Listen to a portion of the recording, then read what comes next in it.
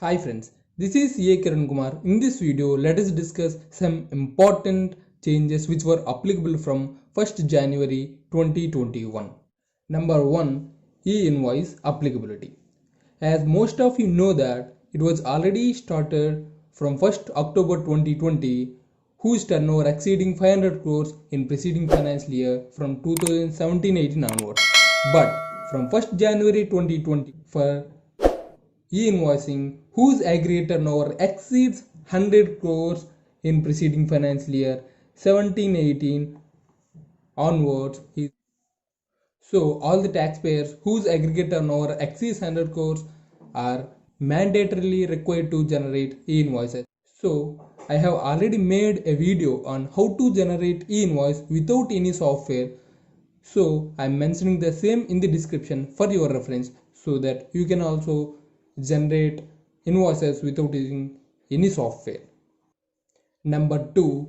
Rule 36 subsection 4 restriction on ITC. Rule 36 subsection 4 has amended with effect from 1st January 2021 to effect that the registered person is restricting to avail the ITC in excess of 5% available in GSTR 2A. Means, so based on this restriction, the taxpayer cannot avail the input more than 5% which is available in GSTR 2A. So that limit is restricting to 105% of input available in GSTR 2A.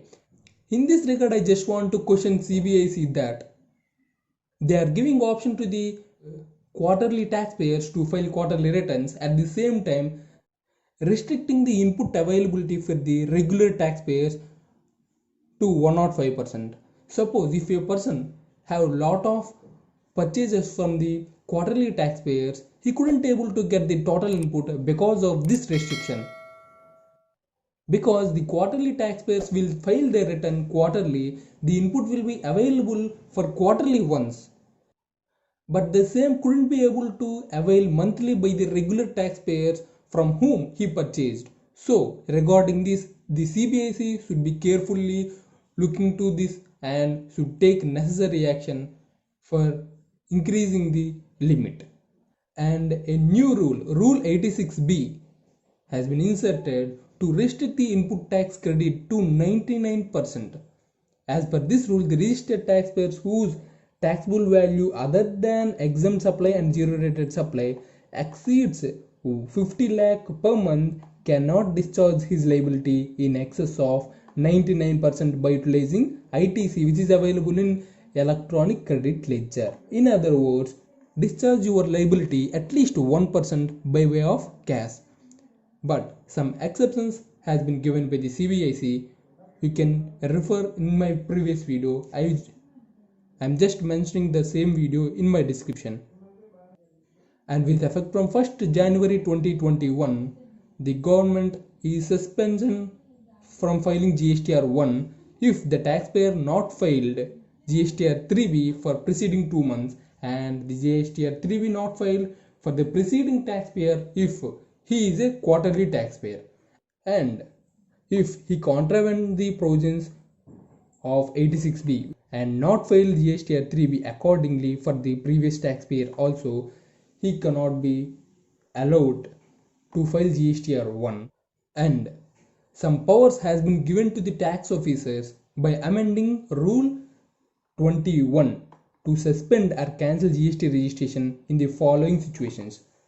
Number 1. If he contravened the provisions of section 16, which is nothing but the time limit to avail input tax credit, and if he violates the provisions of 86B. Point number 3.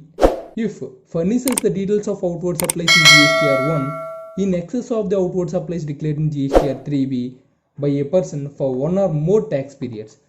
And new GST registration rules. Rule 8 and 9 have been amended to provide for biometric verification for application of new GST registration.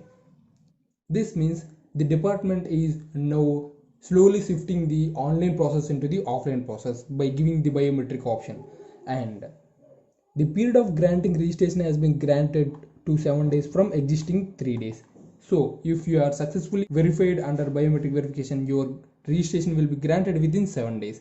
If you fail to do biometric verification or proper officer fails carry out physical verification, the registration shall be granted within 30 days instead of 7 days. This is in case of fails to do biometric verification. And last but not least, e-waybill. The validity of e-waybill narrowed by increasing the distance from existing 100 kilometers to 200 kilometers per day under Rule 138 subsection 10 of GSTR rules, according to which the e-waybill will now be valid for 1 day for every 200 kilometers of travel in case of other than over-dimensional cargo. So this is for the day. Thank you very much. Kiran Kumar signing off. If you like the video, please share and subscribe. Thank you.